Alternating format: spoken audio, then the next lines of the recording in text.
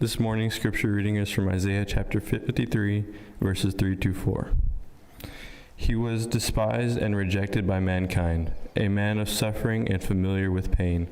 Like one from whom people hide their faces, he was despised, and we held him in low esteem. Surely he took up our pain and bore our suffering, yet we considered him punished by God, stricken by him and afflicted.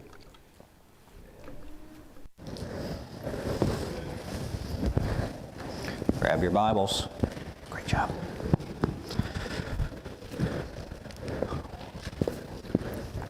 Good morning, everybody. Good morning. Ooh, it's great to be with you guys on this nice, cool, refreshing morning. Hope you guys are enjoying, as I've been told, the one day of spring that we're going to be having this year. So it's great. It's great. You guys, are you able to understand what somebody is going through? Are you able to sympathize with others? When we've been through something that somebody else has been through, it makes it easier, doesn't it? When you have experienced what somebody else is experiencing, it helps you to be able to sympathize with them. Now, sometimes we don't really have a one-to-one comparison to be able to sympathize with people, but sometimes we can. Sometimes, even though we've been through the same experience, we've forgotten, and it makes it hard even to sympathize. I've seen this with teenagers, right? We've all been through puberty. We've all been through those younger years, and somehow, when those teenagers are dealing with all the changes that happen, we have a tendency to be very frustrated with them instead of sympathizing with them. Despite the fact that we've all been there, we've all done that, we have a hard time dealing with those emotions and all of those things that are happening. There's just the frustration in the moment, right? In a group this size, I'm sure there's a ton of different experiences that we've had in life. Different things that you've gone through that maybe nobody else has gone through. We got to be careful sometimes about not saying, oh yeah, no, I understand, when we truly don't understand. Right? You just lost the love of your life. You know, it's okay, I understand. I lost my cat once. No, those are not in any way the same thing, right? But it's comforting when we find somebody who has been through something like we have, who knows how to just join us in those moments, not to try to fix it because they know they can't, but to truly just be there in those moments. That's what I want us to see about Jesus this morning, is that he understands what you're going through. That he's been there. He's done that. He understands. And he is sympathetic to what you're going through because he has been there. And we're going to see in just a few days that Jesus experienced a wider range of emotions and experiences that, while they're not exactly what you've gone through or what you're dealing with or what you one day may be dealing with, those emotions help him to understand and to get us and to understand what we've been through. As we've wrestled with why should we follow Jesus, we have seen that he has the power to make a difference in our life. We've seen him calm a storm. We've seen him raise the dead, heal the sick. Jesus has the ability to do amazing things in our life. But not only does he have the ability to do that, he wants to do that because he cares about us. We've seen his compassion. We've seen that he truly does care. But more than that, he understands. That compassion comes out of an understanding of what has happened. And that's one of the reasons why we should follow him, because he understands us. In Mark chapter 14, starting in verse 1. It was now 2 days before the Passover and the feast of unleavened bread, and the chief priests and the scribes were seeking how to arrest him by stealth and to kill him. Now Jesus had been doing all sorts of wonderful things, and yet here we have Jesus having ill wished upon him, despite all the good things he's doing. Despite the fact that he's healing the sick, despite the fact that he's raising the dead, despite the fact that he is trying to call the people back to God, he finds that he is being opposed to the point of people wishing him death. We've all experienced some challenging times in our lives here and there. I don't know that many of us have been wished death by others. Maybe you have. But Jesus understands what it is to have ill wished upon you. To have people take what good you're trying to do in the world and to turn it around and seek to give you evil instead. He understands that. He understands that concept because as he seeked to serve, as he came to give, what he was given in return was ill. As we continue through, starting here in verse 10 of Mark chapter 14, when Judas Iscariot, who was one of the 12, he went to the chief priests in order to betray Jesus to them. And when they heard it, they were glad and they promised to give him money. And they sought an opportunity for him to betray him.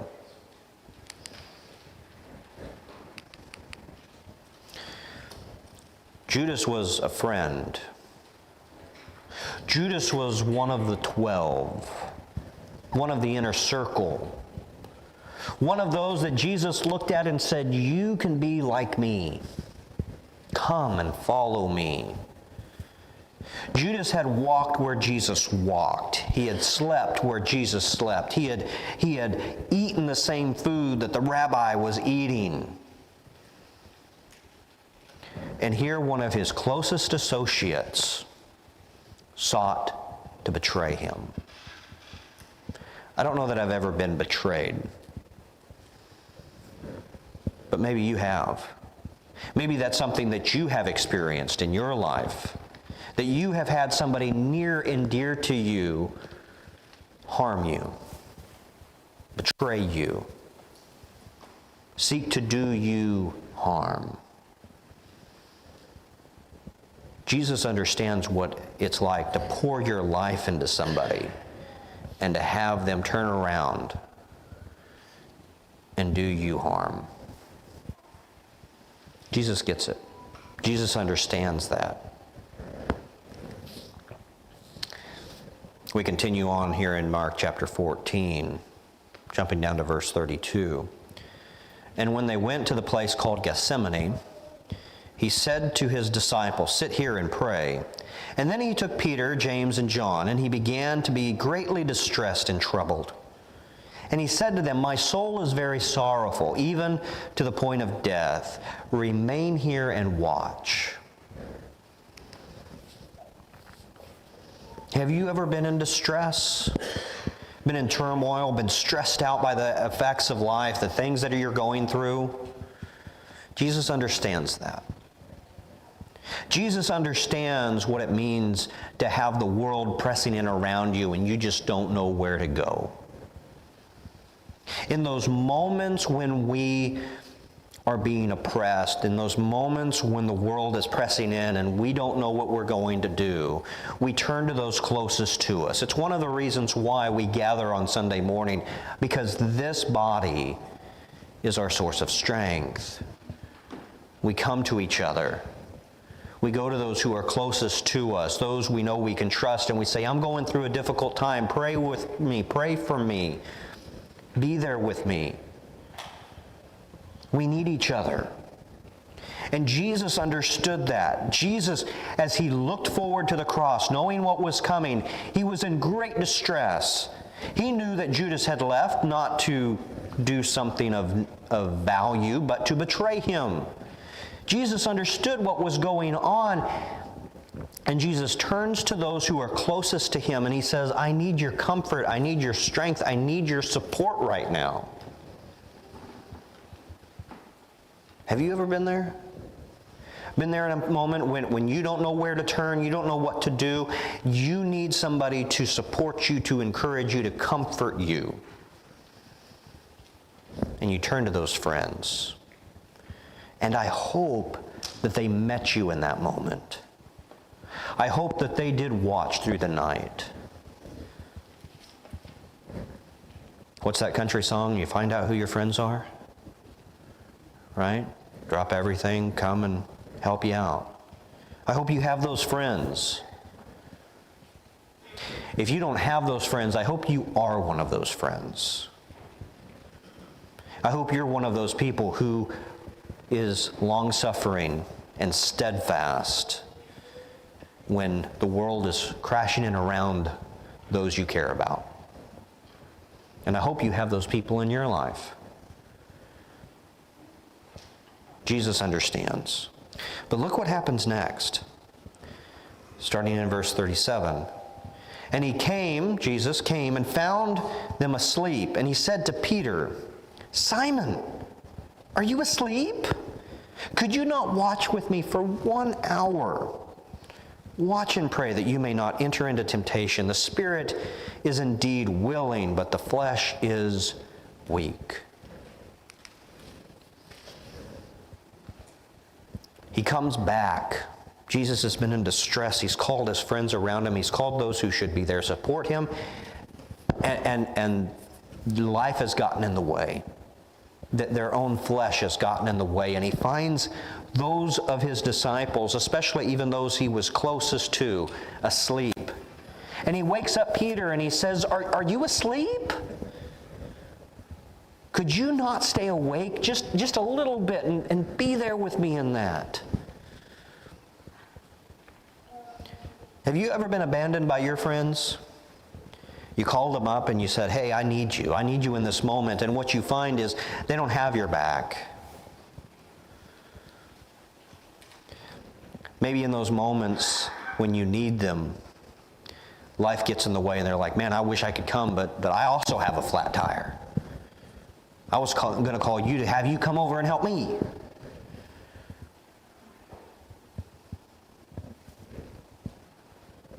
Jesus understands what it's like to have those who are closest to him fail him and let him down. Jesus knows what it is like to have those who should be there for him when he needs them, who he has poured his life into, and they just don't come through. They just abandon him. He understands. He gets it. He's experienced it. We continue down into verse 43. Just then, while Jesus was still speaking, Judas and one of the 12 arrived. Judas, one of the 12. A crowd armed with swords and clubs came with him. They were from the high priests, the scribes, and the elders. And now the betrayer had given them a signal, a personal signal, saying, the one whom I kiss, arrest him and lead him away safely. And Judas immediately went up to Jesus and said to him, Rabbi, and he kissed him tenderly. I love how the ISV communicates here the tenderness and the intimacy of this moment.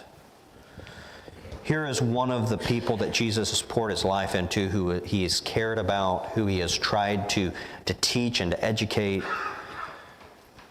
And he goes off and he gets a group of people to come back and do him harm.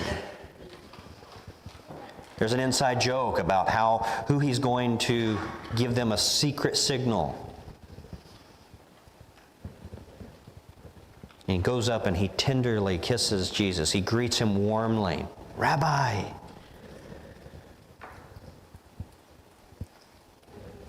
And it's the one that he greets. That's the signal. That's the inside joke. Go and arrest that one. lead him away. Like I said, I don't know if you've been betrayed before. Somebody that you thought you could rely upon, that you could confide in, turns out that they've been harboring ill will towards you, that they're going to harm you. Maybe you've had a close relationship crumble. It's hard, it's painful. But know that Jesus understands what it's like to have somebody close to him do him harm. Judas did all of this for 30 pieces of silver, for a month's wages. What are you willing to do in order to get 1 month's salary?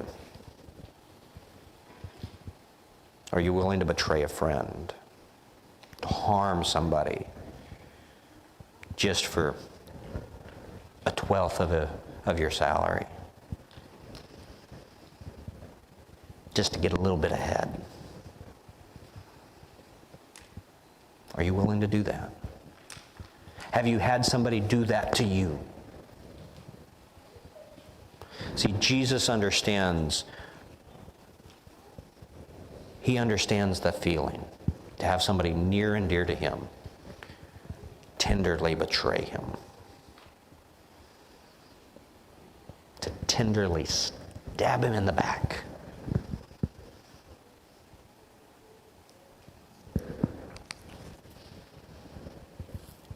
And then in verse 50, and everybody left him. They all fled. You felt alone, abandoned. As the world crashes in around you, as you call out for help to those who should be near you, and they all just scatter. You thought you had a support system. You thought you had people around you who cared about you, who loved you.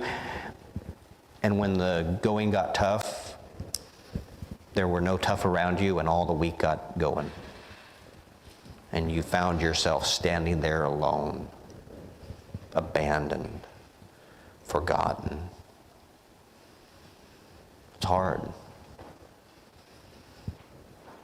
And I hope in this body there is nobody who has felt that from us, that we have not failed you in that way.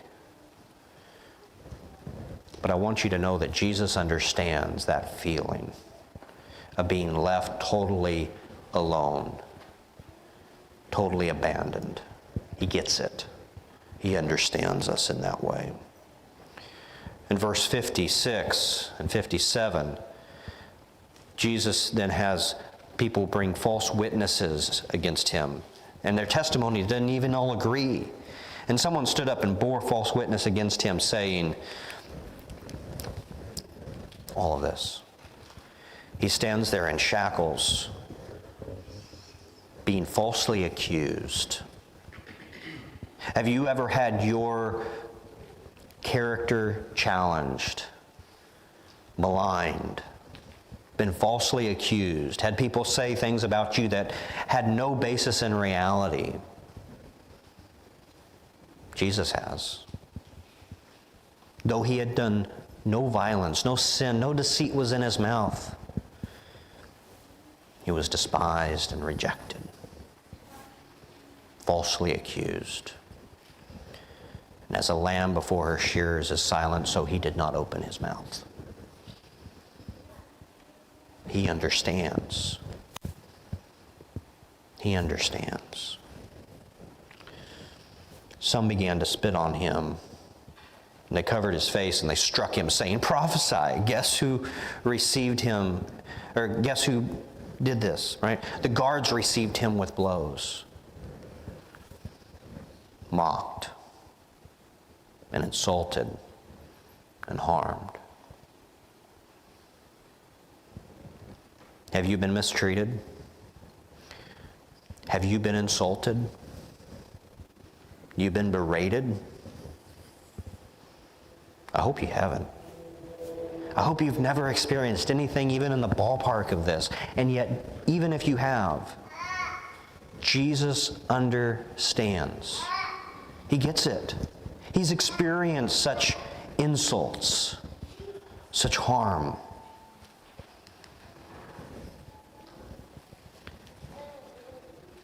Verse 70, but again, Peter denied it.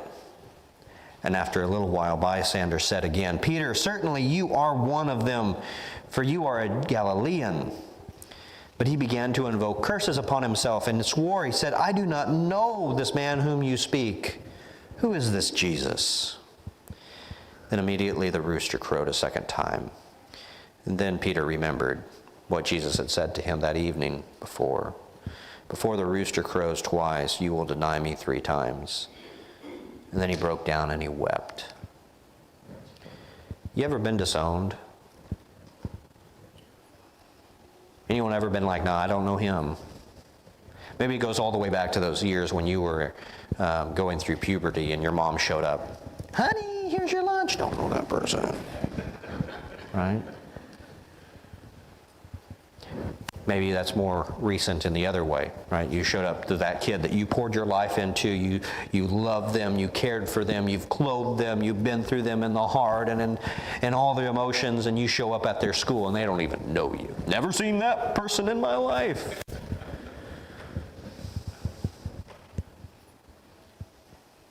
Jesus knows what it's like to be disowned and denied.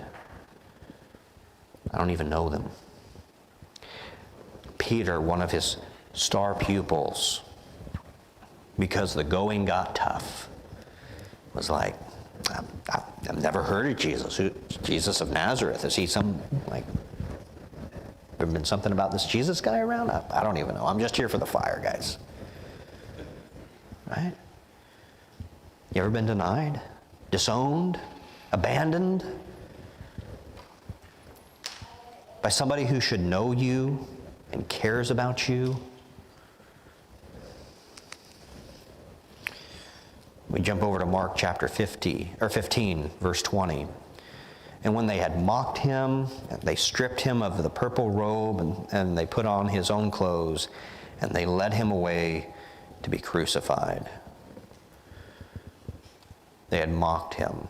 They had insulted him. And when they were done amusing themselves, they let him out to death. Have you ever been the butt of the joke? Anyone ever had fun at your expense? Jesus understands the hurt of being insulted, of your value as a person being dropped down to the point of a punchline. He gets that.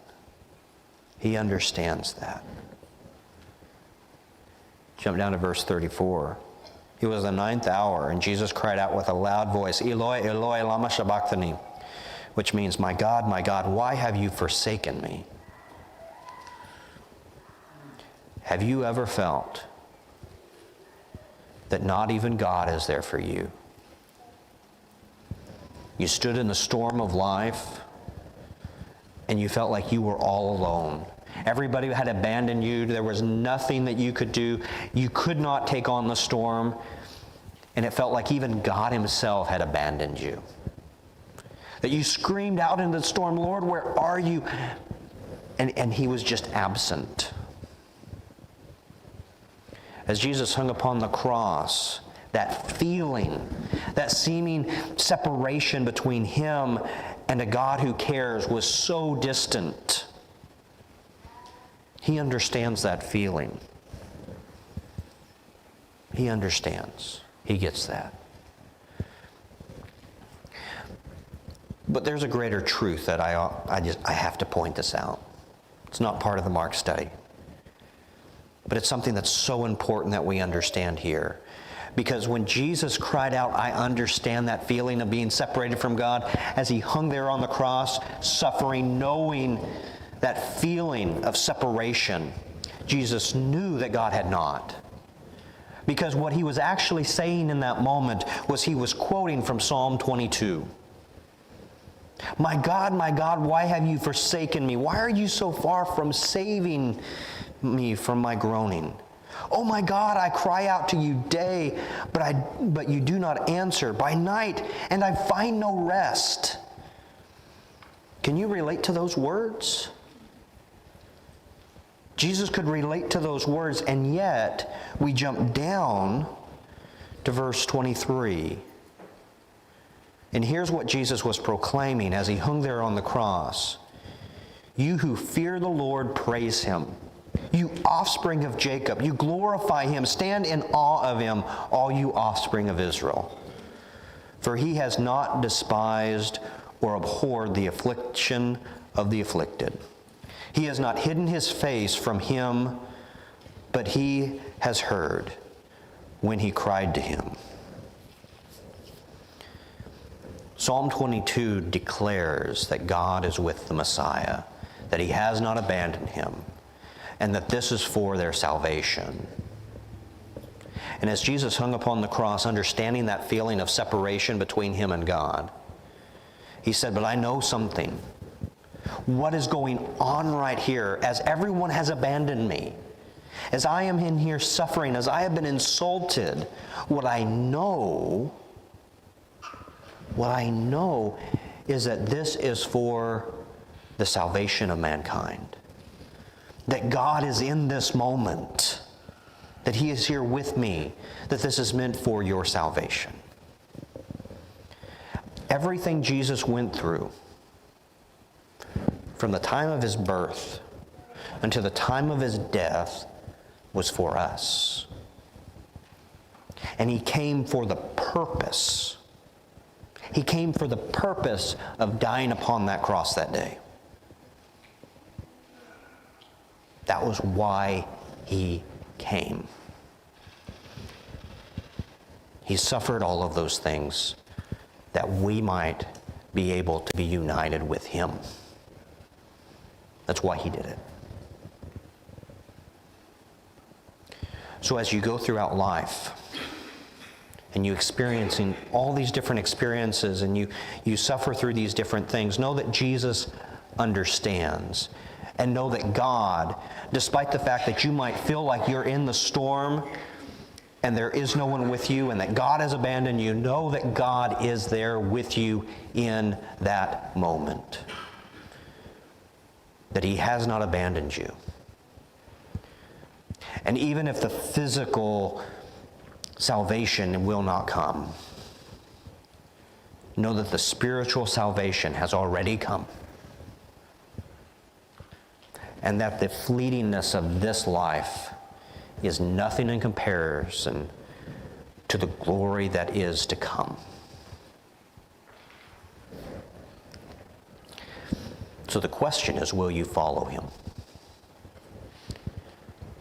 Will you follow a rabbi who turns the world upside down, who calls us to difficult living and difficult life choices that are so counter to the way this world seems to work? Will you follow him who can calm the storm, who can heal the sick, who can raise the dead? Will you follow him even if that never happens for your benefit? And you find yourself struggling through this life. Will you follow him because he understands, because he knows, and because he cares? Will you follow him? And ultimately, that is the question we all must answer. And I hope you will. I hope you will. Now, what I want to encourage you to do is to go and to share. Share the fact that Jesus knows, that Jesus understands. Go and share these studies that I have shared with you. Get into the habit of having it be something that's in you and on your lips and on your mind, to sit down, to share a cup of coffee, to share a soda, and to study with somebody about what God has done for you. That's what I want to encourage you to do today. Now, as we head into Holy Week, next week is Palm Sunday. The week after that is Easter. We're going to take a break on the study of the Mark study, but we're still going to be looking at the life of Jesus, and this just leads right in. We'll pick it up on the other side. But do study with people. Take that to others. But I do want to make you aware of something that I'm going to get to this week. We're going to have a series of posts coming on Facebook. And if you're not on Facebook, that's fine. You don't have to. But I want you to know what's coming. As we look towards Holy Week, I'm going to be releasing a series of posts as if they're coming from the Jerusalem Times. And they're going to be the events as they unfold. Friday is going to get very busy. Right? And it will be like a modern event unfolding, kind of help you live the experience. A few years back, I also did a series of videos as if some vlogger was there in Jerusalem with a buddy of mine. So you'll see an older me, or a younger me, acting like he was in Jerusalem. So I want you to be aware of that. That's a way that you can share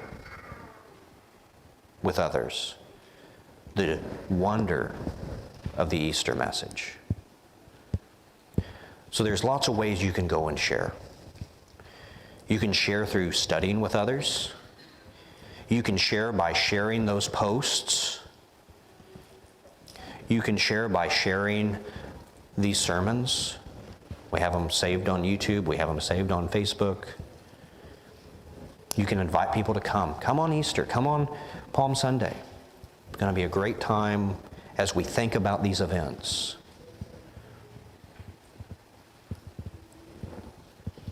But a Messiah who understands, who has the power, who cares, is somebody worth sharing about.